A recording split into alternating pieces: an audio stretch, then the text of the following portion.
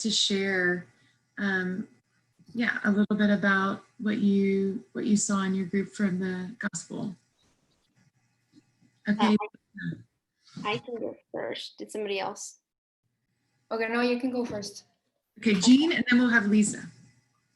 Okay, so I think what we came up with, our group, the freest person in that scenario, I think, was the guy who helped the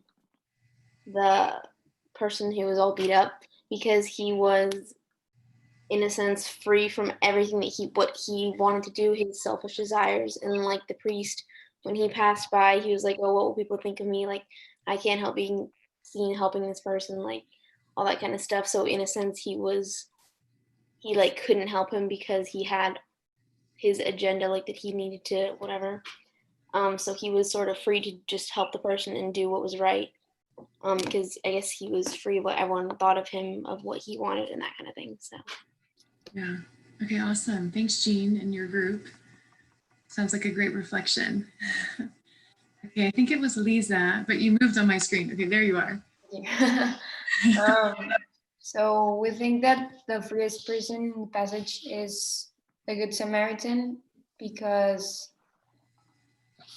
he asked Jesus, like, what can I do to have eternal life, to get eternal life? And Jesus just tells him, like, love others with all your heart, with all your soul. But he doesn't force him. Like, he just tells him, and it's like your free will to do it or not. And also because, like Monse said, that we gain life by losing it. And we become more ourselves when we attach our will to God's will. So that's the main idea. Thank you, Lisa. I can go for my group. Okay. All right, Grace. Well, I started off by saying, like, I went to a retreat when I was younger, and someone compared us to the piece of wood, like a 2x4, and that we were made to love, by love, for love. So we also agreed that the Good Samaritan was the one who was most free, because when a creation is at its fullest is when it's doing like what it was created to do. And since we were created to love, when we love, that's when we are at like our peak, like that's when we are our best. And that's when we're most free, because we're doing what we were created to do, but in our own way. So that's what the Good Samaritan was doing. Excellent, thank you. Well, I can go. Okay, Jimena. We, my team, we also think the freest person was the Good Samaritan, because, like, as everyone has said, you are truly free when you do what God has asked you to do, and he loved everyone he saw, and he wasn't like slave of what they were going to say about him. He didn't care about anything, and just loving whoever person was in his way. Mm-hmm. Excellent, thank you. Thanks. I believe that's all 4 teams, right? All 4 groups. Yeah. Well, thanks for that. God bless you, Audrey. Thank you. You're welcome. I have a question for you, and simply my question is, does this aspect of freedom, you guys said the person that was most free was the one that was free to lay one's life down, one that was free from attachment, what people thought, one that was loving, because love frees you.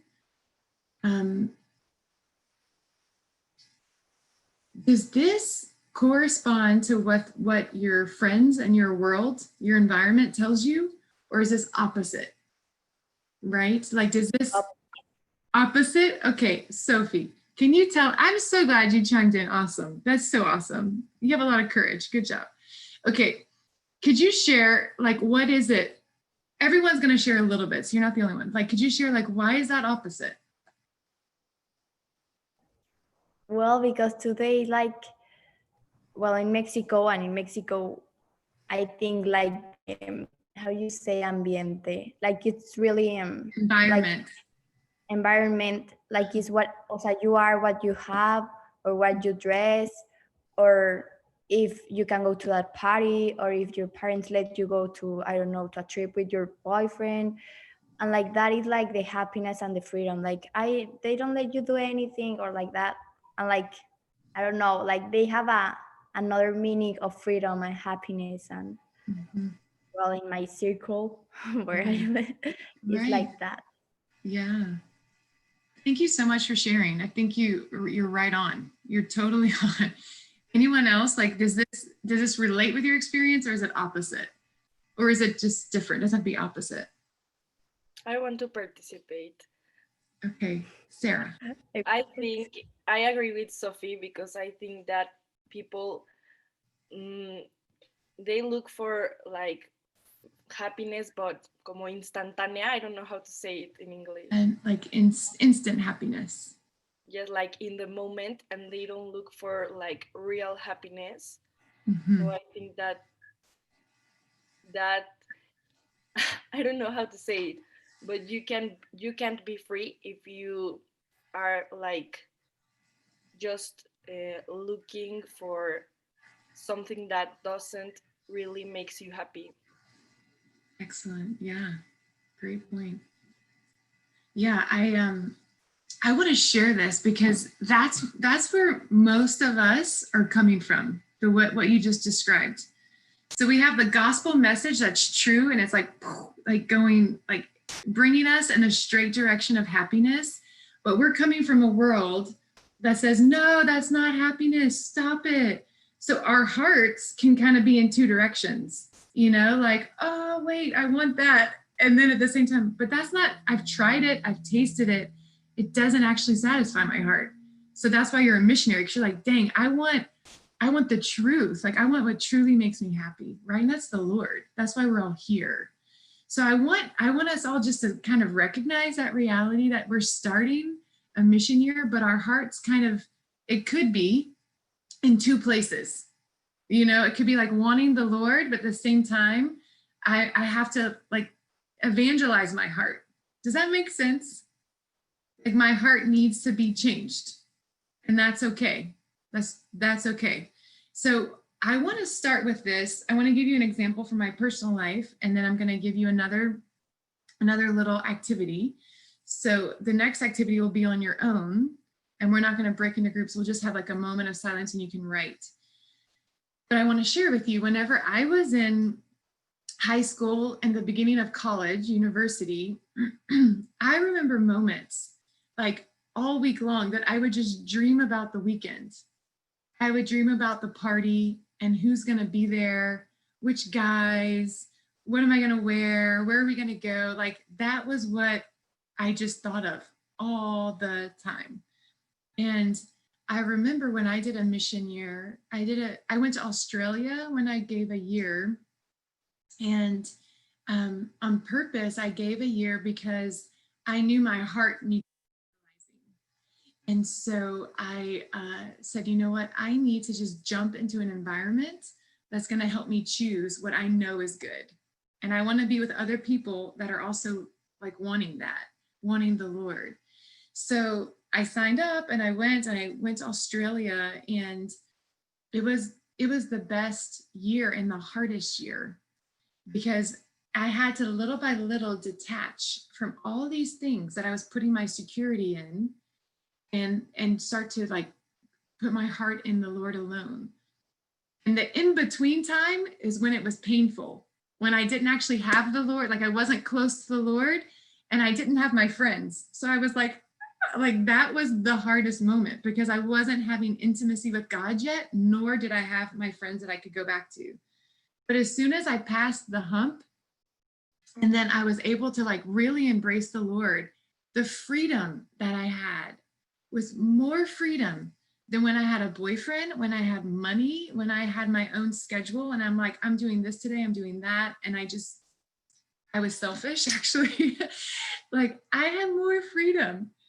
And that's when I was like, this is what my friends are doing is actually not not true. Like I want this true happiness, and that's what I'm created for. That's why God made me. It's because he wants me deeply happy, dwelling within his heart, right?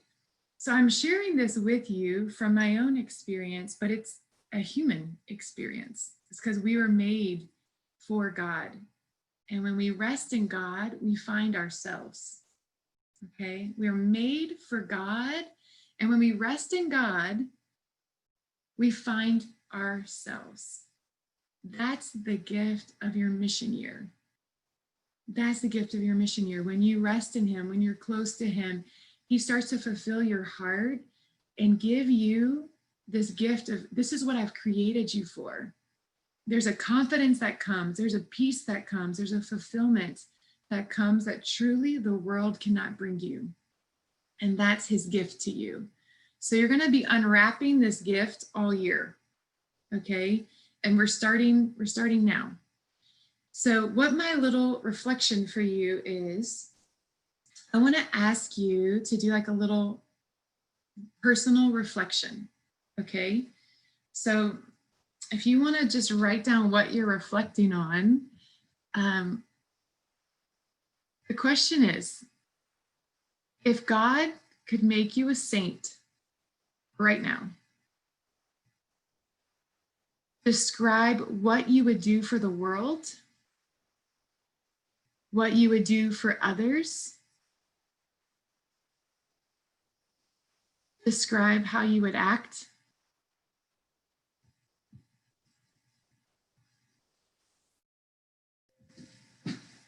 describe what relationships would change. I'll say it again. Let me just start over, just in case if you need me to repeat it. If God can make you a saint right now, describe what you would do for the world, what you would do for others, how you would act, behave, what relationships would change,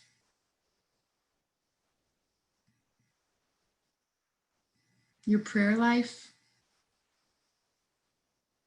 Describe your prayer life, describe your family life, how you act with them. Describe yourself.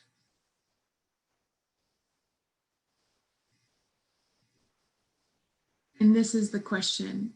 Would you feel freer, more free, okay, freer, or would you feel restricted? If God can make you a saint right now, would you feel freer? Would you feel more fulfilled or less than how you have been, let's say the past year or so? Okay, I know this is loaded. That's why this is a personal reflection time. You're not just gonna be like, oh, this is what I think. Like, you need some moments to process. Do you want me to say it one more time, or are you good? Thumbs up means good. Okay, cool. All right, so I'm gonna give you maybe just 5 minutes. And if you need more time in 5 minutes, you can just let me know, okay? So we'll check back in 5. But keep stay here, don't disconnect, because it might be hard to get back on.